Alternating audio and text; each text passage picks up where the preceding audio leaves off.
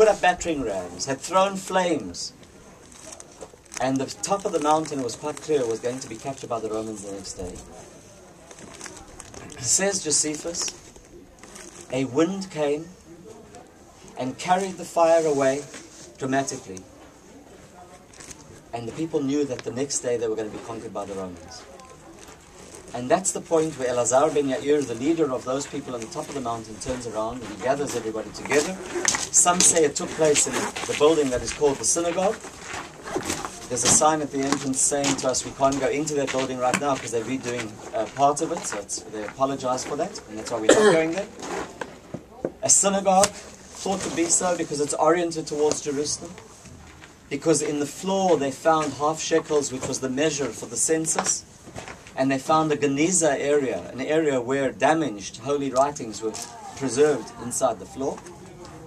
And with all of that background, Josephus conveys a story of lots being cast, with the last of the people, as was described now, taking his life after having killed the others, where every family head was in charge of seeing that his family was killed.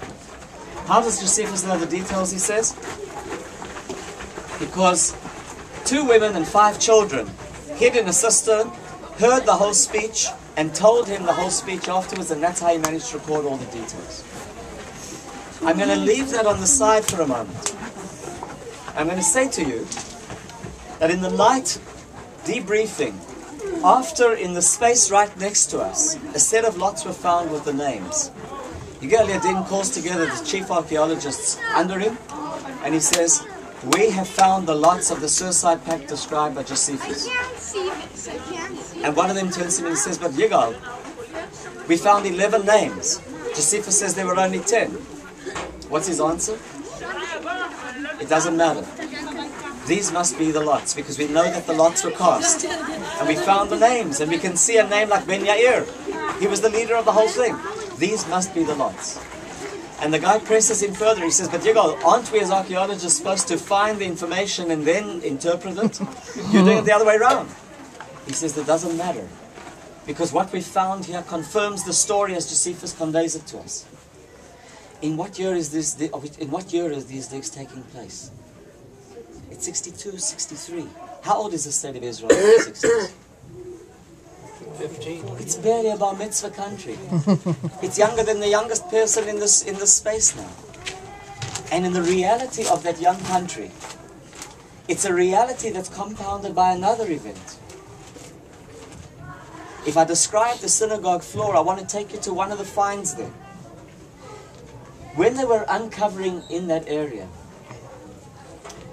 one of the people who was in charge of the area that they were digging in was a guy by the name of Cohen.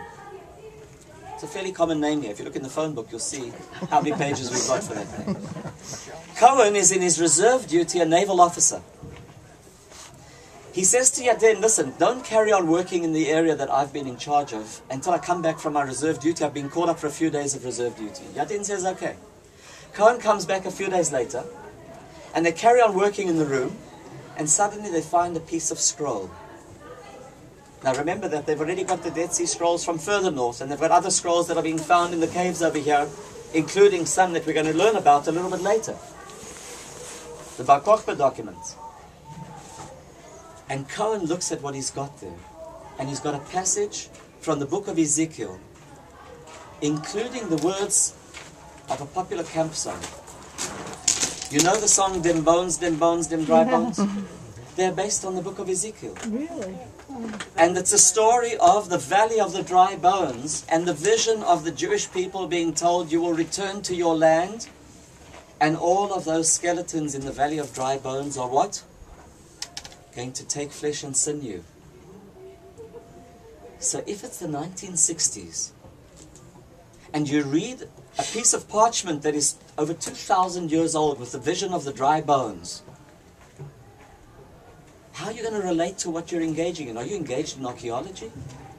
You're engaged in nation building. You're engaged in discovering your past. You're engaged in everything which electrifies anyone involved in this story.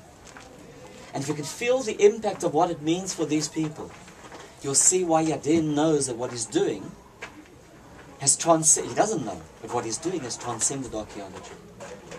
On a certain level, it's contrary to what archaeologists have to do.